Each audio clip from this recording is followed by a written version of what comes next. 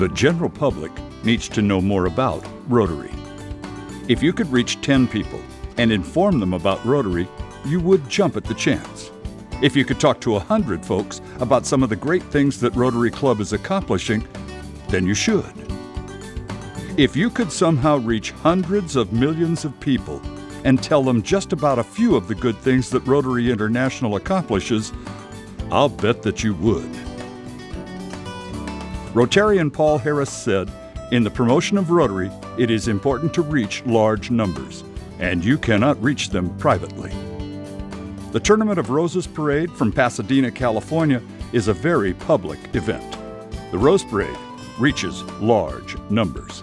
The Rotary Rose Parade Float Committee has been involved for years with the parade. Here is incoming Rotary 2009-2010 President John Kenny from Scotland. I would like to talk to you about a project that has for many years helped to improve the public image of Rotary, the annual Rose Parade Float. This is not an official program of Rotary International, and it is not funded by Rotary International, but we have endorsed the efforts of the Rotary Rose Parade Float Committee to enhance the image of Rotary around the world. This has been funded by Rotarians from the United States and Canada, and we have had an entry in the parade every year since 1980. My theme for the year is "The future of Rotary is in your hands," and the theme this year on the float will encompass this Rotary theme.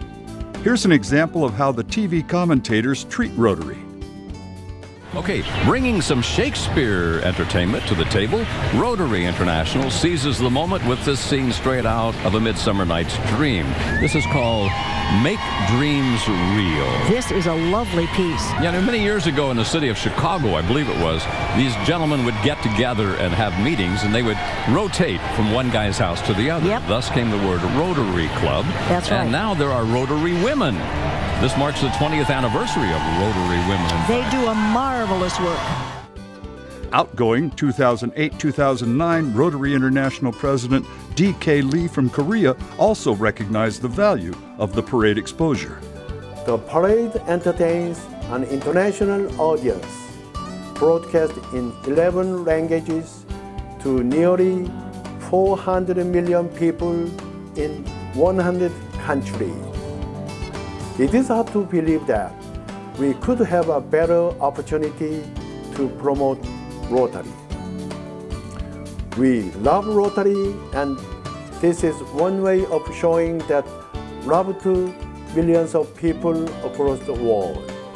The 121st Tournament of Roses Parade will begin Friday, January 1st, 2010 at 8 a.m. Pacific, 11 a.m. Eastern Time.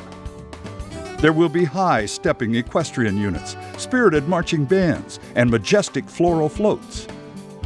It will be broadcast live and often repeated on the American Broadcasting Company, the National Broadcasting Company, Univision, Home and Garden TV Network, Travel Channel, RFD-TV. KTLA will provide the broadcast for the Tribune Network and many foreign networks. In all, more than 200 nations and territories will see the broadcast. The Rose Parade will beam up to the satellites in 12 different languages. Some of the smaller countries will add their own language for local distribution. Experts agree that the broadcast of the Rose Parade is one of the highest-rated non-sporting events in the world every year. Some say the audience reach is over 400 million people, but that figure is just an estimate. 2006-2007, former Rotary International President Bill Boyd from New Zealand is quite familiar with the parade and the exposure that Rotary receives from its participation. I've seen it in New Zealand, which seems to be a long, long way away. And yet I know that the audience here in the United States is huge. When you add on another 100 countries who are seeing it, what better example could we have of creating Rotary awareness? Every year, the Tournament of Roses has a theme. The theme for 2010 is A Cut Above the Rest. The float we are building for 2010 has a theme also, and it is Service Above the Rest. Here's a sneak peek preview of what the float will look like when it takes to the parade route for the first day of 2010. Last year, Over 1,100 volunteers helped to decorate the float in the final days and hours leading up to parade start time. The volunteers included Rotarians and their families, Rotaractors, Interactors, and more. Folks who didn't mind getting a little messy while gluing flowers and leaves and seeds on every square inch of the float. If you're going to be in Pasadena, California on the days leading up to the parade, and you would like to be involved in the final float preparations, there is a sign-up sheet at the website www.rotaryfloat.org. There is also some of the Rotary Float history and pictures of past floats, making a visit to rotaryfloat.org a worthy one.